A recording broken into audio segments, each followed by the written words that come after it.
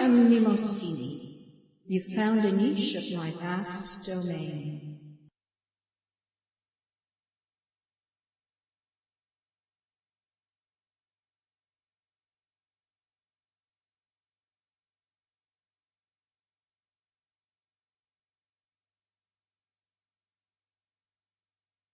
I began Mythos, Genesis, in 1979, just before I moved to Greece.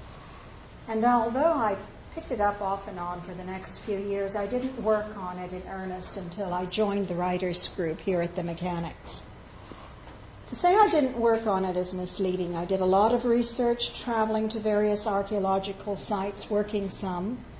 I lived in Europe for 10 years and traveled into Africa and Turkey, filling notebooks with both written and photographic observations, and continue my research into comparative mythology and Jungian psychology, both of which are relevant to the novel.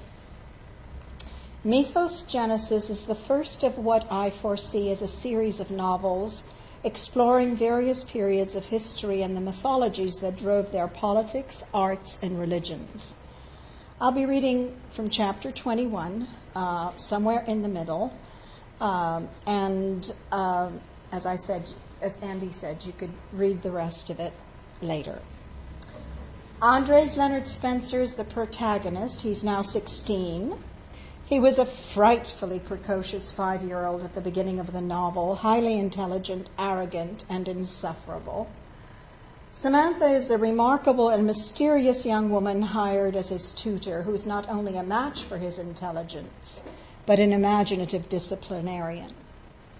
Andres has recurring dreams. The otherworld dream to which he refers is one he began experiencing in chapter 1.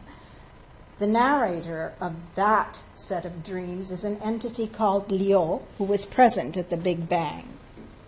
Reality can go out the window when you're a writer.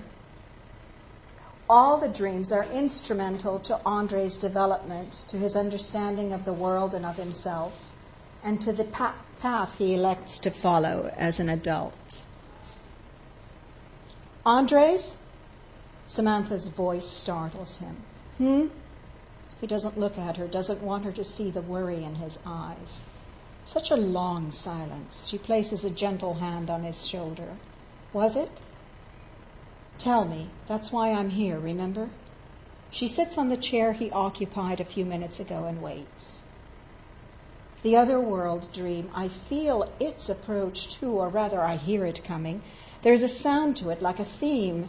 It's music, and it isn't. The sound is organic, not man-made. Like the sounds of nature? Samantha leans forward. Sort of.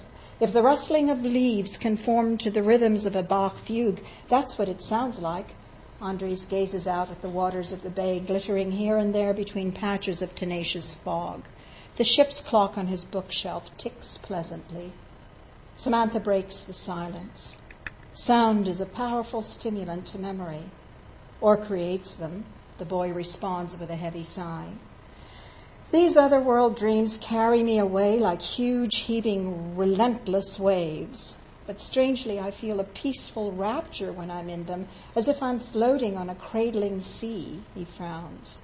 Not like the labyrinth or the staircase dreams, quite the opposite, in fact. Are you willing to share? Of course, Andres interrupts. I'll read the otherworld dream first, then the staircase. Maybe you'll see a connection. He picks up his journal, sits at the window seat, tucks his long legs into lotus position. I'll read you my notes, then the dream. Samantha nods. Andres reads. I realized in each of these otherworld dreams that Leo is aware of my presence. I'm an invisible witness to her journey. Although I keenly sense that I'm with her, I cannot see myself. The strange thing is I feel her emotions, experience her extraordinary intelligence. Things I could not possibly know seem to make perfect sense. I feel the others too, or grok them, precisely as Heinlein meant the word, the observer becoming the observed. Well, the theory is that we are everyone in our dreams, Samantha interrupts. Andres looks up from his journal. Yes, well, Jung said that, didn't he? But I haven't worked out how I fit. He lets his words trail off, looks down at his journal again. You will, she says with assurance. Continue. So this is Leo speaking, Andres explains. Don't ask me how I remember exactly what she says, but I do. It's in my head and bugs me until I write it down. Grokking. Samantha gives him a crooked little smile. Yeah, he grins. Maybe I'm possessed. He widens his eyes in mock horror. Read, Samantha laughs. As I said, this is Leo.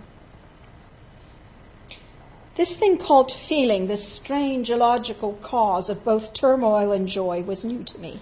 For months I sought its origins and tried to trace its movement. At first I scanned my body, searching for an organ responsible for emotions. Having failed to locate such an organ, I scanned the brain, traveling through its labyrinthine coils, teeming with receptors and synapses. And although I found the centers responsible for interpreting sight, sound, and smell, the command centers for body functions and movements, I did not find the one that housed emotions. Now, maneuvering through the dark, narrow underground passages, I wonder if I could look down on this underworld as I did my brain. Would I then see the twisting paths laid out before me like a map? Would I notice that this labyrinth was similar to that of my brain? Would I find Niobe tucked into a distant dark fold of gem-studded passageway? Trying to disassociate my perceptions from my physical body and move into that part of me that sees without restrictions, I found my efforts futile. Why, I wondered, was I not functioning down here as I did above ground? Why was my vision blocked?